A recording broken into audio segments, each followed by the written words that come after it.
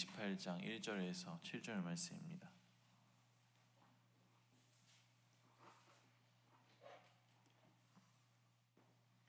사무엘상 28장 1절에서 7절 말씀 한 절씩 교독하도록 하겠습니다. 그때 블레셋 사람들이 이스라엘과 싸우려고 군대를 모집한지라 아기스가 다윗에게 이르되 너는 밝히 알라 너와 내 사람들이 나와 함께 나가서 군대에 참가할 것이니라. 다윗이 아기스에게 이르되 그러면 당신의 종이 행할 바를 아시리라 하니 아기스가 다윗에게 이르되 그러면 내가 너를 영원히 내 머리 지키는 자를 삼으리라 하니라. 사무엘이 죽었으므로 온 이스라엘이 그를 두고 슬피 울며 그의 고향 라마에 장사하였고 사울은 신접한 자와 박수를 그 땅에서 쫓아내었더라. 블레셋 사람들이 모여 수넴에 이르러 진친해 사울이 온 이스라엘을 모아 기브가에 진쳤더니 사울이 블레셋 사람들의 군대를 보고 두려워서 그의 마음이 크게 떨린지라. 사울이 여호와께 묻자오되 여호와께서 흠으로도 우림으로도 선지자로도 그에게 대답하지 아니하시므로 합독하겠습니다. 사울이 그의 신하들에게 이르되 나를 위하여 신접한 여인을 찾으라. 내가 그리로 가서 그에게 물으리라 하니 그의 신하들이 그에게 이르되 보소서 엔돌에 신접한 여인이 있나이다. 아멘. 오늘도 새벽을 깨우고 하나님 앞에 나와 예배를 드리는 성도님들 마음속에 주님의 은혜가 함께하기를 소망합니다. 지난주 다윗은 결국 불안함을 이기지 못하고 하나님이 이끄시는 길이 아닌 블레셋으로 도망을 갑니다. 결국 오늘 함께 나누는 말씀에서 다윗은 자신이 선택한 길을 통해 공경에 처하게 됩니다. 함께 봉독한 1, 2절을 보면 블레셋이 이제 이스라엘에 대하여서 전쟁을 벌이게 되었고 그때에 다윗에게 전투에 함께 참여할 것을 강요하였기에 엉뚱하게도 동족 이스라엘을 향해서 칼날을 겨누어야 하는 곤경에 처하게 된 것입니다. 사울도 마찬가지로 곤경에 처합니다. 이제 적군 블레셋이 눈앞에 진을 치고 전쟁을 준비하는데 도저히 이길 방도가 없었기 때문입니다. 그래서 하나님께 도움을 청하고 기도하고 갖가지 방법을 다 써보지만 하나님은 사울을 떠나셨기 때문에 묵묵부답하십니다. 결국 사울은 넘지 말아야 할 선을 넘게 되는데 함께 나누는 28장은 다윗과 사울 모두 그들이 저지른 죄악으로 인해 곤경에 처하는 이야기지만 궁극적으로 하나님이 함께하는 다윗은 29장에서 구원을 얻게 되지만 하나님이 함께하지 않는 사울은 결국 버림받게 되는 이야기로 하나님의 자녀와 그렇지 않은 자를 비교할 수 있는 장입니다.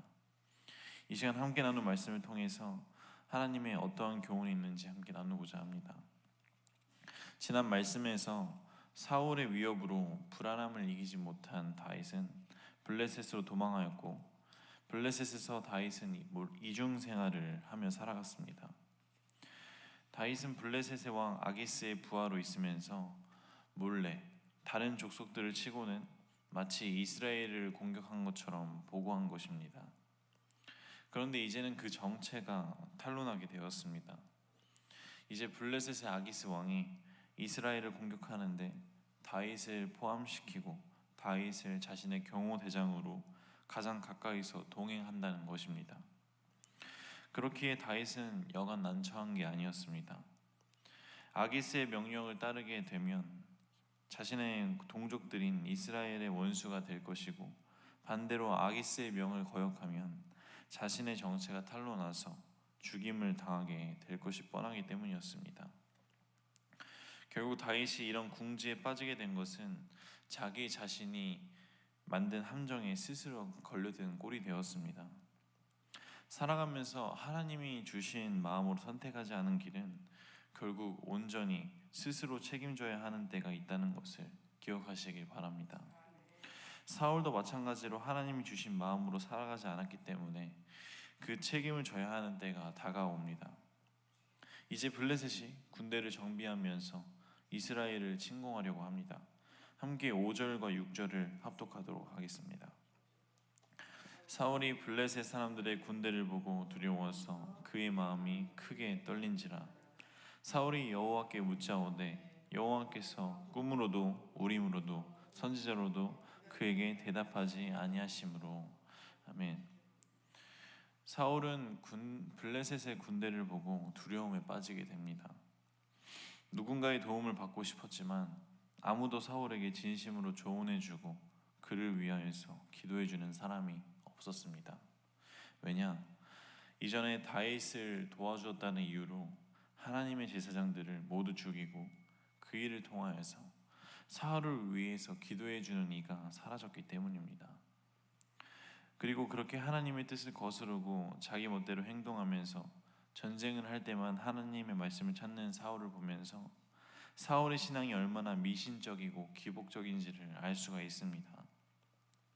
우리의 신앙을 돌아봅니다. 되게 필요할 때 하나님만을 찾지 않으십니까? 무엇인가를 원하고 바랄 때만 하나님을 찾지는 않으십니까?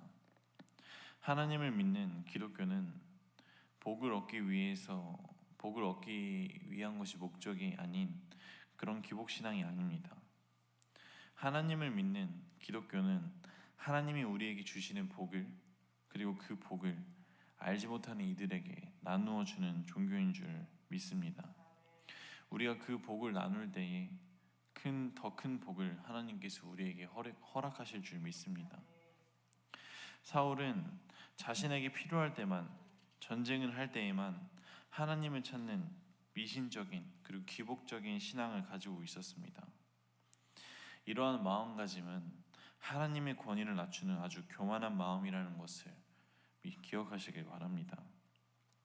이런 교만한 마음을 가지고 있는 사울 주변에 만약에 제대로 된 신앙인이 있었더라면 그를 위해서 기도해주고 협력해주는 사람이 단 한 사람이라도 있었더라면 어떠했을까라는 생각을 해봅니다.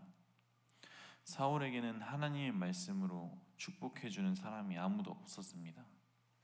왜냐하면 사울이 모두 죽이거나 내쫓아 버렸기 때문에 그의 주변에는 정말 참된 선지자가 한 명도 없었습니다. 사울이 마지막으로 참된 선지자라고 인정했던 사무엘마저 죽었기 때문에 그의 곁에서 올바른 길로 인도해주는 이가 없었습니다.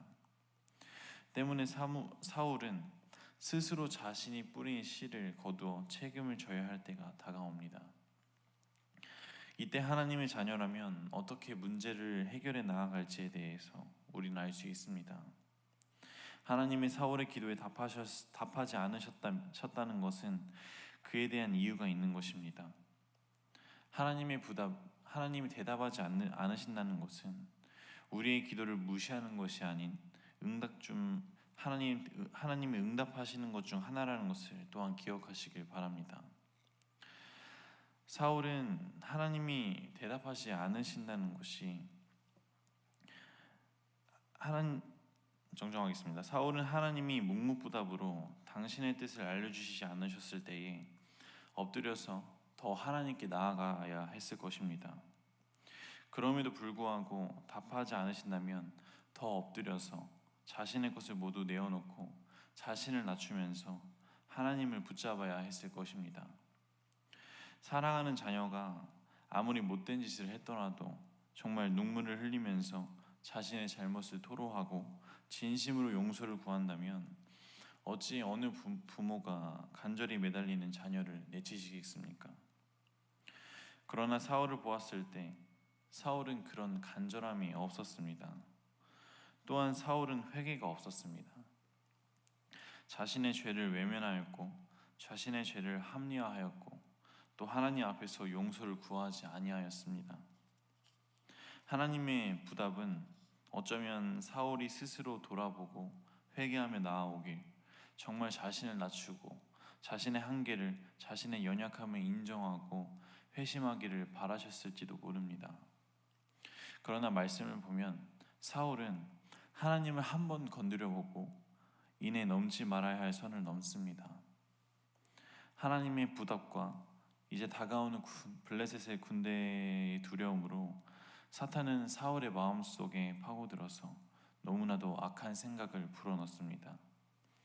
그 악한 생각은 무당을 찾아가 죽은 사무엘을 불러서 사무엘의 이야기를 듣는 것이었습니다. 함께 7절을 합독하도록 하겠습니다. 사울이 그의 신하들에게 이르되 나를 위하여 신접한 여인을 찾으라. 내가 그리로 가서 그에게 물으리라 하니 그의 신하들이 그에게 이르되 보소서 엔돌에 신접한 여인이 있나이다. 아멘. 참으로 안타까운 말씀입니다. 우리가 우리 개개인의 신앙생활을 잘하는 것도 중요하지만 내 주위에 그리고 내 주변에 믿음의 동역자들이 함께하는 것이 얼마나 중요한지를 알 수 있는 절입니다. 감리교 창시자의 존 웨슬리는 속회, 공동체 모임을 중요시합니다. 왜 신앙생활을 함께 공동체적으로 하는 것을 추구하느냐? 홀로 신앙생활하는 것과 함께 신앙생활하는 것은 큰 차이가 있기 때문입니다.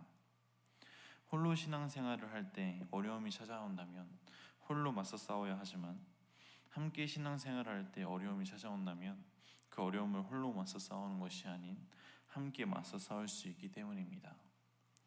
또 우리 그리스도인들은 함께 모여서 기도하고 찬양할 때 그 은혜가 배가 되고 또 서로 고백하고 간증하고 권면하고 돌보며 격려할 때 그 안에서 하나님의 사랑을 알아가고 무엇보다 혹여나 누군가가 잘못된 길로 어긋나려고 할 때 서로를 지켜줄 수 있는 하나가 지체가 되기에 존 웨슬리는 함께 신앙생활하는 것을 추구합니다.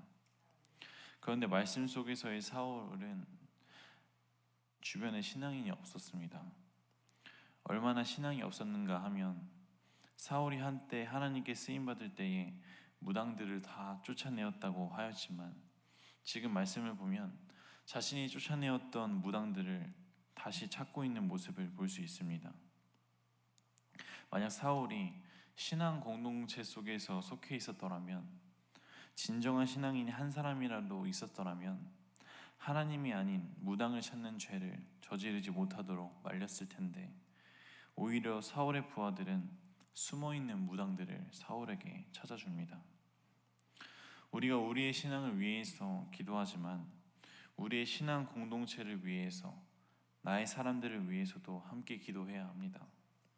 신앙생활은 나 혼자서가 아닌 우리 함께하는 것이고 나만 구원받는 것이 아닌 우리 함께 구원받는 것이 하나님이 원하시는 역사이기 때문입니다. 또한 내가 은혜 받고 은혜 안에서 살아가는 것도 아주 좋지만 우리 신앙 공동체의 누군가가 은혜를 받고 은혜 안에서 살아갈 때 그 지체를 통해서 그 은혜의 물결이 나에게도 임한다는 것을 기억하시길 바랍니다. 정리하겠습니다. 우리는 살아가면서 하나님과 나의 뜻이 다를 때마다 충돌하면서 살아갑니다. 그러나 그 안에서 하나님이 주신 마음으로 살아가기 소망합니다. 오늘 말씀에서 다윗과 사울은 자신의 선택으로 인해서 그 공경에 스스로 빠지게 됩니다. 하나님이 이끄시는 길은 하나님이 책임져 주시지만 우리가 선택한 길은 우리가 책임져야 한다는 것을 기억하시길 바랍니다. 또한 우리의 신앙을 돌아봅니다. 하나님께 받기만을 원하는 미신적인 신앙인가? 기복적인 신앙인가? 만약 그렇다면 받기를 원하는 신앙에서 하나님께 드릴 줄 아는 신앙인이 되기를 소망합니다. 예배와 믿음은 내가 하나님께로부터 받는 것이 아닌 드리는 것임을 고백하는 주의 자녀가 되기를 소망합니다. 한 주간 살아가면서 사울과 같이 자신의 죄를 회개하지 아니하고 죄에 허덕이는 것이 아닌 간절함을 가지고 하나님께 나아가 하나님의 뜻을 구할 때까지 기도하면서 마음을 구하고 살아가는 주의 자녀가 되기를 소망합니다. 신앙 공동체를 위하여서 늘 기도하며 함께 죽고 함께 살아가는 생명나무 교회 성도님들 되기를 간절히 소망하며 기도하도록 하겠습니다. 기도하시겠습니다. 항상 나와 함께 하신 하나님, 나만 알고 있는 하나님이 아닌 우리 모두가 알고 있는 하나님이 되기를 소망합니다. 겉핥기식으로 하나님을 믿는 것이 아닌 진정으로 하나님을 믿는 주의 자녀가 되고 싶습니다. 신앙생활을 할 때 너무 안일하게, 너무 편하게 하나님을 믿지는 않았는지 돌아봅니다. 간절함이 없어져가는 이 시대에 하나님에 대한 우리의 신앙 또한 간절함이 사라져가는 것은 아닌지 돌아봅니다. 이 시간 이후로 우리가 하나님을 향한 간절함을 가지고 나아가길 소망합니다. 한 주간 살아갈 때 내가 하나님 앞에서 바로 설 수 있는 주의 자녀가 될 것을 결단하며 나아갑니다. 주님 동행하여 주옵시고 나와 우리 신앙 공동체와 함께 하실 것을 믿으며 이 모든 말씀 주 예수 그리스도의 이름으로 기도드립니다. 아멘.